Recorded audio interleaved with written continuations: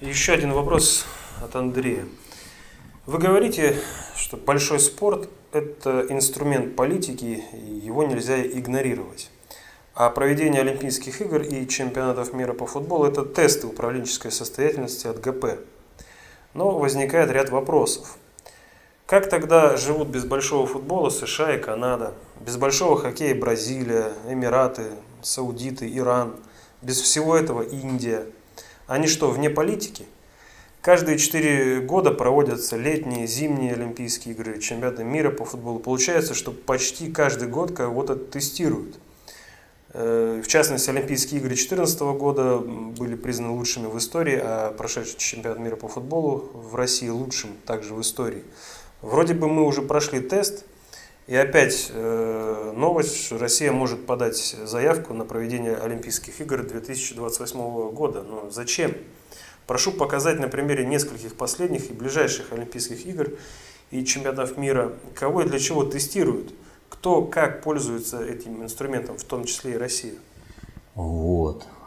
Вопрос показывает непонимание спорта в мировой политике.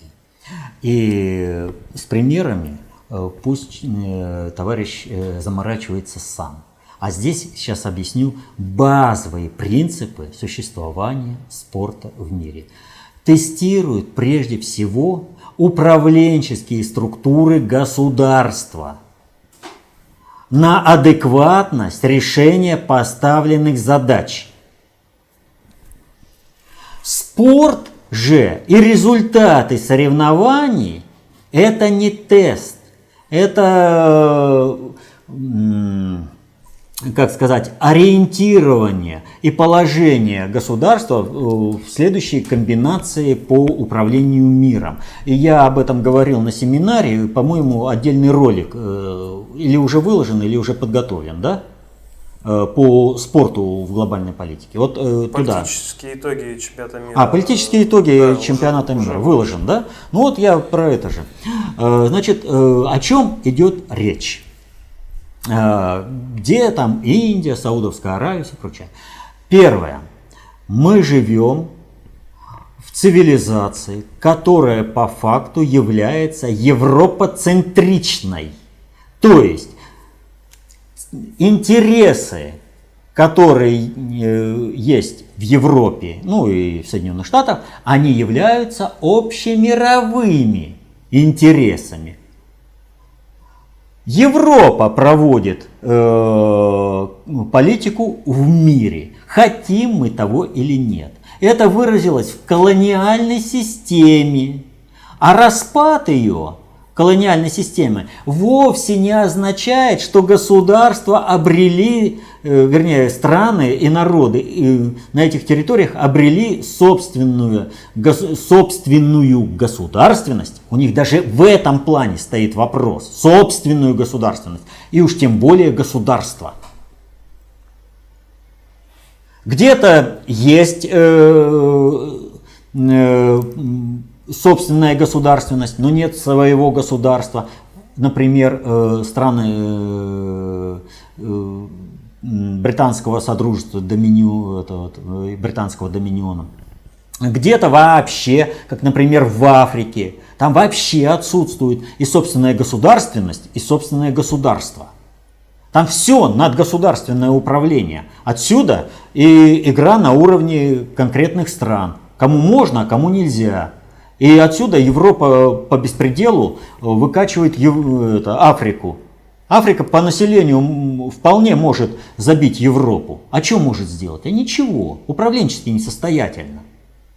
Поэтому речь идет о том, что эта Европа для себя определяет цели и задачи управления и инструментарий этого управления, что в частности и реализуется через проведение всяких там соревнований, и результаты этих соревнований с падением Советского Союза, с разрушением Советского Союза, чистый спорт вообще прекратил свое существование вообще. И говорить здесь о том, что вот других стран это не касается, в Кувейте чемпионат мира по футболу. В Соединенных Штатах где европейский футбол вообще никак как бы не оценивается. На 3 страны: Мексика, Соединенные Штаты, Канада, чемпионат мира по футболу. Что же касается нас и подачи заявок во всем, даже участие в тендере на заявку по участию в Олимпиаде, в чемпионате мира и прочем дает возможность развития России. Чемпионат мира по футболу позволил значительно улучшить инфраструктуру в 30 городах России. А мы говорим, зачем нам все это? Во-первых,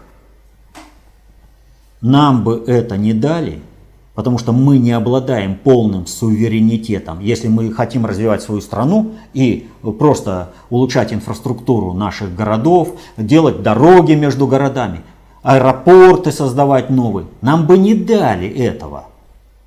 Через наше правительство, которое управляется извне. Для них приказы МВФ значительно важнее, чем интересы России и распоряжение президента России, государя России. Вот. А во-вторых, даже если бы это было сделано, разворовывалось бы, со страшным свистом.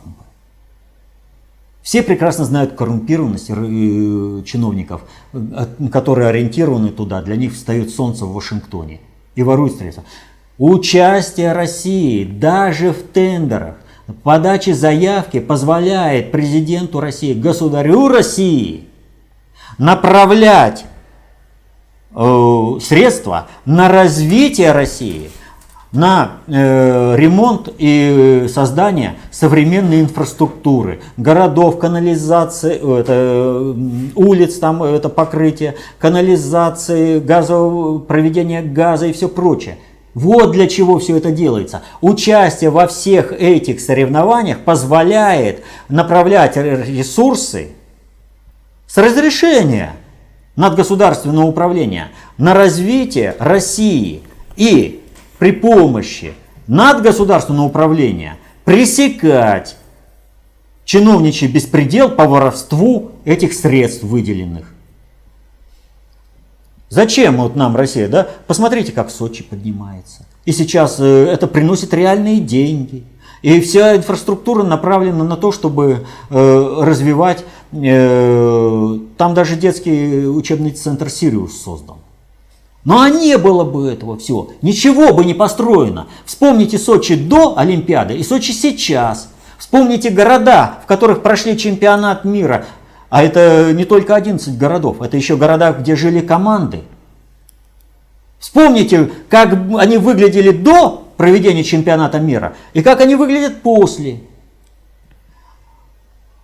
Приоритетное финансирование вот таких проектов позволяет, в том числе и за счет государства, оказывать поддержку инфраструктурному развитию и других, не затронутых участием в международных соревнованиях субъектов Федерации России. То есть сюда приоритетно, здесь и глобальщики помогают, а сюда за счет того, что мы сделали приоритетное финансирование, мы можем перераспределить бюджет таким образом, что те резервные статьи уже сюда не идут. Мы можем другим регионам, куда не поедут, там в Сибирь и прочее.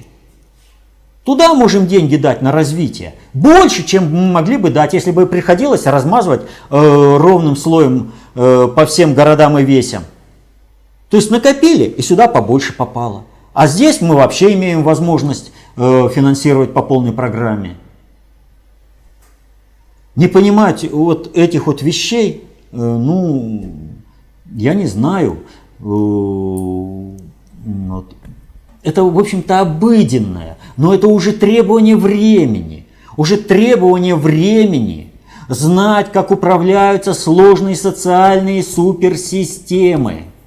Вот если раньше для того, чтобы человеку состояться, как человеку-гражданину, достаточно было уметь читать, писать, считать, то сейчас ему мало знать правила дорожного движения, чтобы по улице правильно ходить.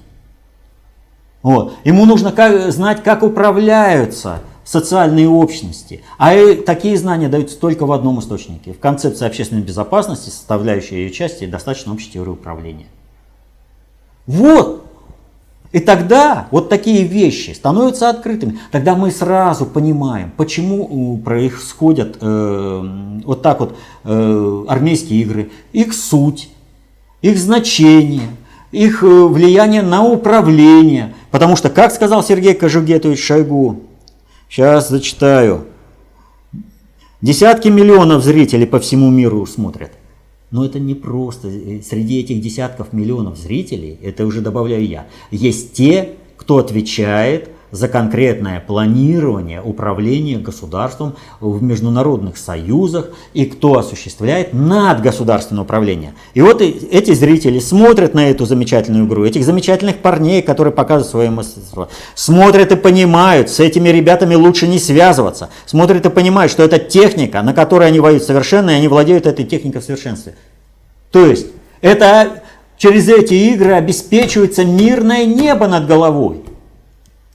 Это показание, всему миру показывается, вот наши союзники, вот с кем мы будем отстаивать наше видение построения мира, будущего мира. Вот какая конструкция всего мира, и мы не одиноки. А вы что можете противопоставить? Ну вот смотрите, потянете, кишка танка, ну тогда это ваши проблемы. Тогда успокаивайтесь и садитесь за стол переговора. И тогда давайте все будем делать через переговоры и торговлей. А не то, что вы пришли тут с мечом. Придете к нам с мечом, от меча и погибнете. Александр Невский еще говорил.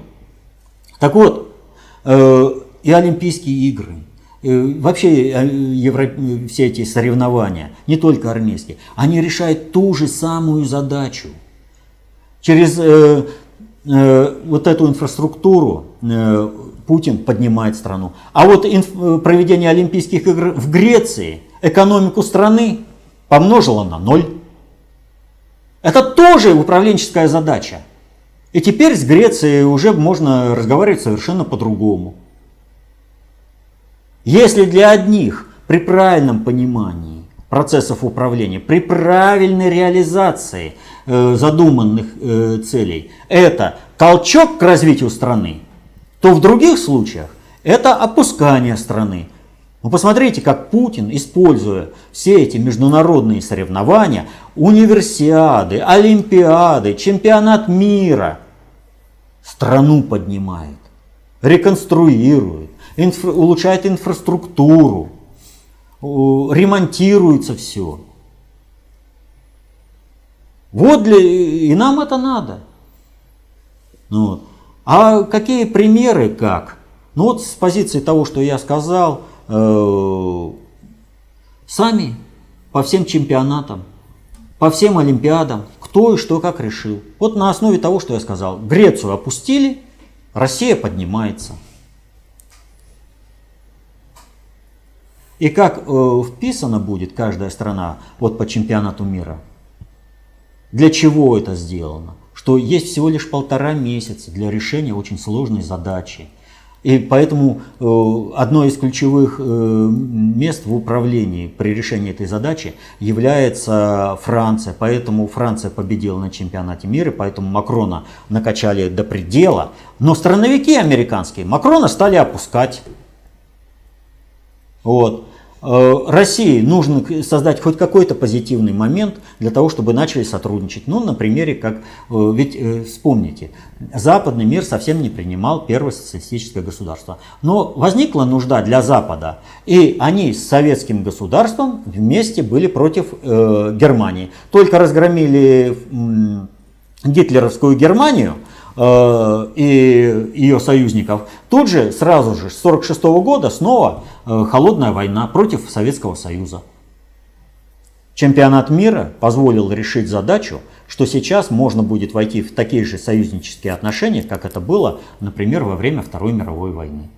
Но все же очевидно, если знать, как управляются сложные социальные суперсистемы. Знание – власть. Берите эту власть в свои руки. Изучайте работы внутреннего предиктора. Толстые книги читайте внутреннего предиктора. Будьте концептуально властными. Защищайте интересы свои и своей семьи. Вот так вот получилось как бы завершение уже.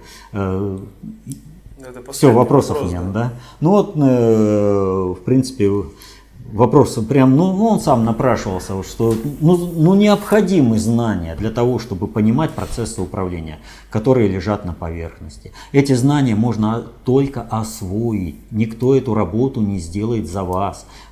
Освоить — это значит, чтобы знания стали своими, вашими. Но невозможно. Вот понимаете, и один человек может привести лошадь к водопою, но и 40 человек не заставят эту лошадь пить. Вот если вы сами не будете заниматься самообразованием, никто не защитит ваши интересы и интересы вашей семьи. Поэтому, еще раз повторю, знание – власть. Берите эту власть в свои руки, защищайте интересы своей и своей семьи.